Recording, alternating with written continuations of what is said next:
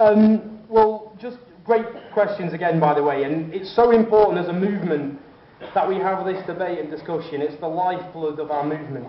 I suppose, the first point about conflict with particularly refugees and migrants, and what I think has been inspiring about Spain, not that I'm saying it's all perfect or anything like that, but what's happened across Europe is social democracy is in crisis.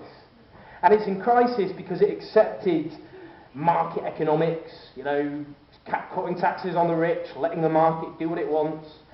Then it accepted that because of the aftermath of the financial crisis, that you should accept cuts and privatisation and everything else.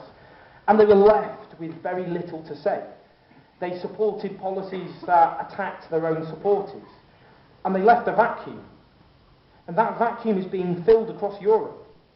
And it's being filled with progressive movements, like your own movements, En Marea, Podemos, and so on. It's been filled with Syriza. In Britain, we've seen the rise of the Jeremy Corbyn phenomenon, but also the National Front, the xenophobic populist right in France, UKIP, where I'm from, Scandinavian far-right parties, the neo-Nazi Golden Dawn in Greece. If your movements do not succeed, then their movements succeed as well, because the vacuum has to be filled. And we've seen, ever since this crisis began, all over Europe, an attempt to redirect people's justifiable anger at the problems affecting them, away from the powerful, instead to people's neighbours down the streets. And what it is, ironically, is the politics of jealousy. And I'll explain that, because I often say back home, I say the wealth of the richest 1,000 people has doubled during one of the great economic traumas in modern British history, even as the wages of workers has fallen for the longest period since the 19th century, where 1 million of my fellow citizens are forced to charities to eat. And if I say those wealthy, rich 1,000 people can afford to pay a bit more in tax, they say, the politics of jealousy, of envy. But ironically, they're always trying to push this jealousy. They say to low-paid workers, don't be angry with your bosses for not paying you properly. Be angry instead with unemployed people supposedly living in luxury.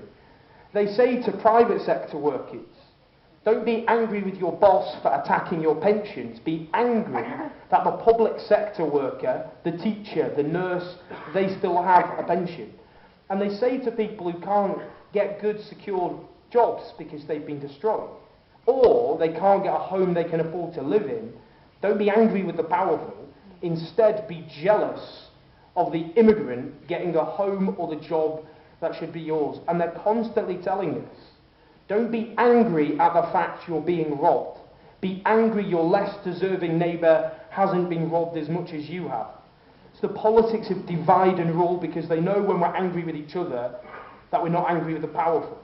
And we've seen this with the so-called refugee crisis, though in Britain already migrants have been scapegoated for the lack of housing, the lack of jobs and falling wages for a very long time.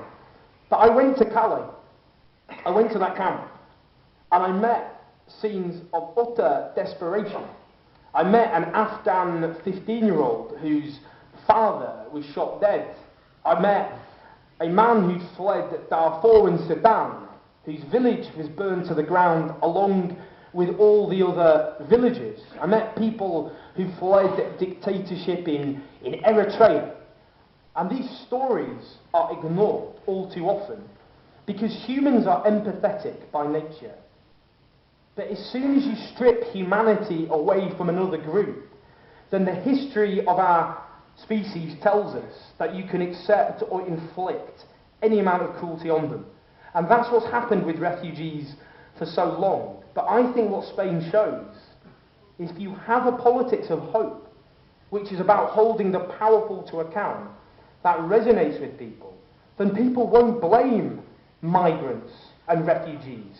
They'll blame the people responsible, like the bankers who plunged this country into economic disaster, the corrupt politician, the corporations who won't pay their taxes, the companies that leave millions of people with poverty wages they can't afford to live on, the people actually responsible for the situation we're in. And Britain shows us, unless we have that politics of hope, the politics of despair and fear win instead. And that's why, no pressure, you have so much responsibility. Because if you succeed, then they fail. And that scapegoating fails. And you're right, we saw it in France after the attacks. And I went to Paris in the aftermath. And I went outside the Bataclan Theatre and saw the flowers and the memories, the pictures, young people murdered by a despicable death cult. The thing is, when these attacks happen, the terrorists have a script they've written. And they want us to follow it. They want us to turn on each other. They want us to turn on Muslims and scapegoat Muslims and show that we fear each other and separate Western societies from Muslims. And when that happens, when the far right flourish and people turn on Muslims, then ISIS win. And they've been winning, I'm afraid, for a very long time, because they're trying to turn Britain and France and other countries against each other, rather than on the despicable murdering terrorists who are actually responsible for what's happened. And I see this so-called war on terror, and I go back to that quote of Einstein, doing the same thing over and over again and expecting a different result. Something has to change, or we're going to have hundreds of thousands more dead people, more countries plunged into chaos, and ever more extremism and violence. Now, in terms of that point you talk about how we change debate, the point about not just being angry is really important. A hero of mine, a socialist in Britain called Tony Benn, he said the way you get change is the burning flame of anger at injustice and the burning flame of hope at a better world. It's not enough to be angry with things. We've done the angry bit.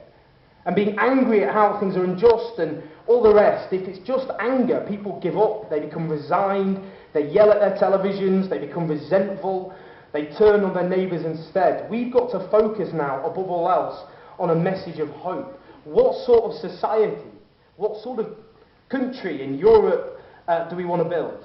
Now, you know, how we communicate is just so important. I'm the grandson of a communist, and I'm the son of two Trotskyists. I'm probably a right-wing shift compared to most of my family in comparison. Not too much, don't worry. No, and for me, it's just about how you start where people are. You know, you start where their concerns and their issues are. And you don't just organise in workplaces, that's still important. You organise in communities. And in Britain, we're starting to talk about what Syriza did. You know, you organise food banks, charities for people who need food, soup kitchens. But you don't just give them food, you try and organise them as well. You try and organise people who are being evicted from their homes. So they're not just individuals fighting the system, you're organising them together as a group, because our strength together is far greater than, of course, it can ever be apart. Those sorts of community initiatives, movements like Syriza depended so much on them. So it's not charity, it's organising people so that they have the strength that they will never have alone. And that principle, an injury to one is an injury to us all. And sometimes we forget that. We allow people to be defeated one by one by one, rather than trying to organise them together. And that's, for me, again, you know, you probably think you've not got it quite right, and there's always room for improvement.